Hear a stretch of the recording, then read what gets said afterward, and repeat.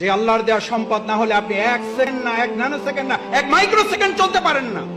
যিনি বলেন আমার আগামী মাস কিভাবে চলবে, আর আপনার এক সেকেন্ড কিভাবে চলবে আপনি বুঝেন না? যে কার্বন ডাই অক্সাইডটা ছেড়েছেন আর যে অক্সিজেনটা গ্রহণ করবেন, এটা যদি এখন অনুমোদন না হয়, কত টাকা বিল পরিশোধ করেছেন এই অক্সিজেনের জন্য? অনলাইনে না অ্যানালগে জমা দেন? কোন অ্যাকাউন্টে জমা দেন? এটা কোন অ্যাকাউন্টে? এত কি ভাবেন ভবিষ্যৎ? ভবিষ্যৎ কি? ভবিষ্যৎ তো অক্সিজেন। এই এখন কার্বন ডাই অক্সাইডটা ছেড়েছেন, অক্সিজেনটা আর যদি না ঢোকে এখন কি কারণ লাগবে? পৃথিবীর সমস্ত ডাক্তার একমত হয়ে গেছে, হার্ট অ্যাটাক করে কোনো লোক মারা যায় না, মারা যাওয়ার কারণে হার্ট অ্যাটাক করেছে। স্ট্রোক করে মারা যায় না, মারা যাওয়ার জন্য স্ট্রোক। আল্লাহর কাছে জিব্রাইল আমিন না, আজরাইল জান কবজ করার ফেরেশতাকে বললেন, আল্লাহ এমন দায়িত্ব দিয়েছেন, লোকেরা তো আমার সেই পরিমাণ গালাগালি করবে যে এই লোকটার জন্য আমরা মারা যাইতেছি। আল্লাহ তাআলা বলেন, তোমার কোনো অসুবিধা নেই, ব্যবস্থা করে দেবো।